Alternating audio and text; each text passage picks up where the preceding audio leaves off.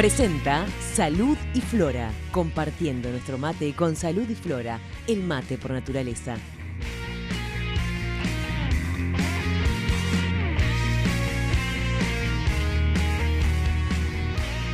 Seguimos, amigos, compartiendo el último tramo de este encuentro de esta tarde con tres personas que nos están acompañando. Son María, la doctora Virginia Salvo y Teresa Herrera, doctora también, pero ella en Ciencias Sociales, la doctora Salvo, abogada, integra el Departamento de Familia y de Litigios y Arbitrajes del Estudio Ferrer. Teresa Herrera, por cierto, que además de ser doctora en Ciencias Sociales, está aquí además como vocera y activa trabajadora de la Red Uruguaya contra la Violencia Doméstica y Sexual. Le pedí una pausa. Discúlpeme, Teresa, vuelvo con usted. Yo quería decir que el Poder Judicial ha sido tanto las cosas que ha hecho a nuestro juicio mal, que como frutilla de la torta, en la página oficial del Poder Judicial, nosotros ya protestamos por eso y pedimos que haya un cambio, por lo menos hasta ayer no lo habían hecho, dice: la doctora Bendaham aclara sobre el fallo emitido sobre la sustracción indebida de España de una niña. Digo, la doctora acaba de aclarar muy claramente, acaba de quedar muy claro que ella cuando se fue de España, vino con la niña, no hizo ninguna sustracción indebida. Y el propio Poder Judicial en la página oficial del Poder Judicial pone algo que no es cierto. Y nosotros decimos, eso no es... El Poder Judicial no puede equivocarse en eso. Yo puedo decirlo mal, sí, o yo soy abogada. O yo, doctora, si digo sustracción, digo mal. En realidad este caso es una retención ilícita. El tema que yo le comentaba en la pausa a Teresa es que, claro, la Convención habla de sustracción ilícita, de retención ilícita, se utilizan los dos términos y seguramente por eso se habló en esa aclaración, en esa nota, de sustracción. Lo más ajustado hubiese sido retención ilícita. Y la condición de ilícita se sustenta o después de que autorizado el traslado de la niña a nuestro país, en un primer momento inclusive habilitada la posibilidad de que se queden, esto cursa derivaciones legales por la situación del abuso y entonces se plantea que la niña vuelva. Claro. Recién ahí aparece la condición de no al lugar que plantea María y sus abogados, en este caso usted y el estudio que la defiende. Dígame una cosa, este señor vive en Europa, ¿verdad? Sí. En el lugar donde ellas convivían con él en ese momento. Este señor, supongo yo que tendrá abogado o abogados defensores en medio de esto que ya es un litigio. ¿Qué pericia psicológica tiene este señor? En realidad no se le hizo ninguna pericia. Nosotros fue una de las cosas que pedimos en la misma oposición de excepciones, porque lo que ocurre en este proceso es que hay una demanda y un primer decreto que ordena la restitución al país de origen, porque así lo dice la ley y porque la regla es la restitución. Opusimos excepciones y en ese escrito hay que presentar toda la prueba que se tenga y ofrecer toda la prueba disponible. Bien. Nosotros pedimos que se le haga una pericia a él porque lo entendíamos fundamental dada la situación de este caso, ¿no? Que se trata de una persona violenta y además del tema del abuso y que entendíamos que era fundamental probarlo con una pericia también para que se amparara la excepción de riesgo grave, que es una excepción tan estricta también. Sin embargo, se nos descartó esa prueba en primera instancia, en segunda instancia se nos rechazó siempre esa prueba. ¿La justicia uruguaya rechaza esa prueba? Rechaza esa prueba porque la estructura de este proceso y la ley es muy estricta en que tiene que ser un proceso extremadamente rápido. Es un proceso que dura, la ley establece un máximo de 6 semanas de duración con algunas excepciones y que de hecho todos los plazos desde la demanda, la oposición de excepciones, los recursos, todos son de 3 días, 1 día, 6 días, son plazos muy acotados. Entonces por eso se nos rechazó pedir una pericia a España, porque dijeron que iba a demorar mucho tiempo. El tema también es que él no vino, él podría haber venido al país, no vino. Y entonces tampoco se le pudo hacer una pericia en el marco de este proceso estando acá en Uruguay. Y en segunda instancia, una de las cosas que se nos dijo fue, el tribunal, no podemos afirmar ni descartar el abuso, entre otras cosas, porque no se le pudo hacer una pericia a él. Entonces hay como cierta situación de indefensión en algún punto. Esa situación de indefensión es tal cual. Hay gente, abogados, gente que defiende este fallo, en nuestra opinión aberrante, que dice, bueno, porque no se ha tenido en cuenta al padre. Bueno, es decir, resulta que se pide la pericia del padre. Tenerlo en cuenta sí, porque de hecho él tuvo su abogado. Tuvo su también abogado, en coordinación con un equipo de abogados en España. Exactamente. Es decir, tuvo su abogado, se pidió una pericia, la ley uruguaya, y perdón, lo de los plazos, perdón, doctora, esto corre por mi cuenta, pero lo de los plazos, perdón, en el mundo de hoy, ¿cuánto puede llevar? ¿Cuánto tiempo? ¿O qué tenemos que mandar una carta por medio de un chasque? Digo, ¿cuánto tiempo puede llevar que se le haga la pericia a este señor y que se envíe vía mail o de cualquier otra forma como se comunican modernamente ahora los tribunales? Entonces realmente ha sido una absoluta falta de voluntad. Y yo no me quiero ir de acá sin decir que además estamos hablando de la sentencia en segunda instancia, que por lo menos envía a María a España con medidas cautelares. Bien. Y con la tenencia de su hija. Medidas cautelares quiere decir que el señor no puede aproximarse a la niña ni a la madre. Por menos de 500 metros, no se puede comunicar por ninguna vía.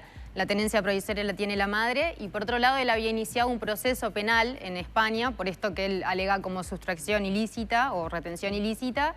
Y se decretó el sobreseimiento, que vendría a ser la clausura de ese proceso penal, y lo que dice la justicia uruguaya en segunda instancia es que estas medidas tienen que quedar reconocidas en España y la clausura del proceso penal firme, y él después tiene que acreditar que se cumplió todo esto en España para que ellas se vuelvan. Esto me hizo acordar ahora algo que estaba comentando Teresa hoy más temprano, que es que existen dos convenciones, la Convención sobre Restitución, que es la convención específica de este caso, y por otro lado la Convención de los Derechos del Niño. Y en realidad la sentencia de segunda instancia hace un análisis de las dos convenciones. La Convención de Restitución es anterior a la Convención de los Derechos del Niño, pero lo que explica el tribunal es que la Convención de Restitución ya consideró los derechos del niño al definir el interés superior del niño, que lo define como el derecho a ser restituido a su país de origen, a que no haya sustracciones o retenciones ilícitas y a que se diriman en el país de origen con quien tiene que vivir, las visitas, pensión alimenticia. Entonces, ese es uno de los temas que tenemos. La convención de por sí es muy estricta y la regla es esa y las excepciones son súper rigurosas. Pero la Convención de Derechos del Niño es posterior. Sí, pero lo que se plantea es que, y se hace un análisis de los derechos del niño en este caso, creo que el tribunal tomó en algún punto eso. Nosotros teníamos, por supuesto, expectativas de que acá se amparara la excepción, porque creemos que estaban más elementos, era imposible, digo, realmente. Pero el tribunal lo que entendió fue que con estas medidas de protección... Alcanzaba. Sí, tenía que ordenar la restitución por lo que es el principio mismo de la ley. A una persona que es uruguaya, que trabajaba en un país que no era el suyo. Y a una niña que es uruguaya. En un lugar al que no puede volver, porque está claro que sí tiene que estar apartada. No. Voy a eso, por favor, porque Elsa pregunta, no entiendo por qué tienen que volver a España cuando son uruguayas. Digo, a ver... no solo ella no entiende, entienden por ahí los más leguleyos, y además hay dos bibliotecas en torno a esto, ¿no? Pero por supuesto que no tendrían que volver a España. Son uruguayas y es una de las cosas que estamos diciendo. La justicia uruguaya no amparó a una madre y a una niña uruguaya, perdón. Sí. Y no me quiero olvidar del fallo en primera instancia. Rapidito, porque quiero ir a escuchar a María Teresa. No me quiero olvidar del fallo en primera instancia, porque estamos discutiendo el fallo en segunda instancia, que como yo decía, por lo menos dicta medidas cautelares, de alguna manera. El fallo en primera instancia es una vergüenza. El fallo en primera instancia dice, vaya señora a España y resuelva su problema en España, que ahí es donde le pasó. Lo estoy simplificando, la doctora me mira con cara horrorizada como diciendo... No, pero pero digo, la manda a España sin pena ni gloria. O sea, como si acá restitúyase, vaya para España. Entonces, realmente, digo, es una cosa que, porque, perdón, esa abogada, esa jueza vio las mismas pruebas que vio el Tribunal de Apelación. Entonces, el Tribunal de Apelación hizo lugar a una serie de cosas, porque además, digo, podemos hacer una segunda lectura del Tribunal de Apelación. Y la segunda lectura es, ¿por qué se dictan las cautelares? ¿Por qué se le da la tenencia inicial a la madre? Eso es porque ellos reconocen que existe el riesgo. Lo que pasa es que reconociendo que existe el riesgo, lo que dice el tribunal es que aún existiendo riesgo, la ley me exige restituir si el riesgo puede ser conjeturado por mecanismos de protección que estén disponibles en el país de origen. Sí. No, conjeturado. Esa es la terminología. Esa es la terminología. O sea, es decir, nadie puede asegurar, por supuesto, que María y su hija, cuando vayan a España, no corren riesgo. Bien. Con respecto a la ciudadanía, no sé si... Perdón, doctora. En realidad lo que ocurre con la ciudadanía es que mucha gente se plantea esta situación. ¿Si nació en Uruguay la niña o no? No nació en Uruguay, pero es uruguaya, la por madre ser hija es uruguaya de María. También.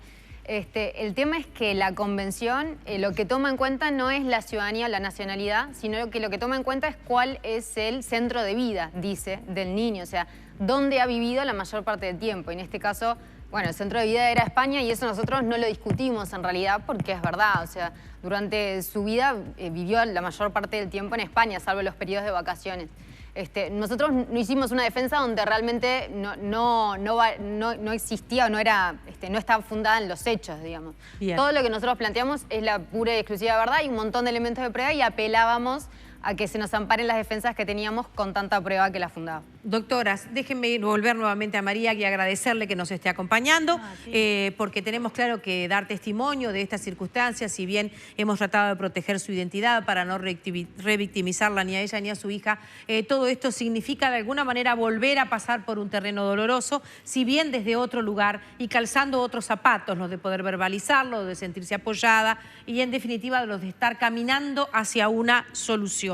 Quiero hacer una pregunta que me parece de perogrullo y disculpe porque usted dirá, eso tan obvio me va a preguntar, pero sus amigos en España, que usted debía haber tenido en todo ese tiempo que estuvo allá, sus compañeras de trabajo, la gente que la conocía a usted, ¿fue contactada por la justicia para corroborar que los testimonios que usted daba o está dando del señor padre de la niña eran reales? Es decir... No, porque aquí en la primera instancia desecharon esas pruebas. Desecharon todos los testimonios. Además de todo un montón de pruebas más, como las pruebas psicológicas. Bueno, esto me puede ayudar más. Pero hubo un montón de pruebas que desecharon y estaban dentro de esos testimonios muy claros de gente explicando episodios que habían visto de él ahí. O sea que de hecho todo eso está encapsulado. Sí, un montón de cosas. Solo eso. Sí, se presentaron también, ya lo que dice de testimonios, es cartas y testimonios notariales que se hicieron, o sea, de personas conocidas que podían dar fe de situaciones de violencia allá en España, del perfil de él, y también por la estructura tan acotada del proceso, eso se presentó como prueba documental, pero de personas que daban también prueba para esta realidad o para cómo es él. Al no poder ni siquiera tener la pericia, por lo menos intentar contar con esos elementos, pero eso también fue desechado. Lo desecharon. Las pruebas, los dos psicodiagnósticos, audios de mi hija de nocturnos que yo la grababa donde me contaba todas las cosas que le hacía el padre. Desecharon también... perdón, es que me pongo nerviosa. Que fueron tantas cosas que yo no puedo creer. O sea, todas las dibujos de ella, videos de ella. ¿Videos de qué tipo? Videos de ella. Yo entraba en el cuarto y la veía en un juego muy sexualizado con los muñecos. Y estos son pocos videos porque yo no iba a estar toda la vida persiguiéndola, grabando todo. Por supuesto. Pero hice, creo que fueron 3 videos donde dejé ahí apoyado el teléfono y ella iba explicando lo que le hacía el papapato a la hijita y ella enojada con el papapato porque él le había hecho, o sea, no sé si en este horario puedo contar las cosas. Pero todos esos videos se desecharon, todas las pruebas se desecharon. Pero usted los tiene. Claro. Usted los tiene.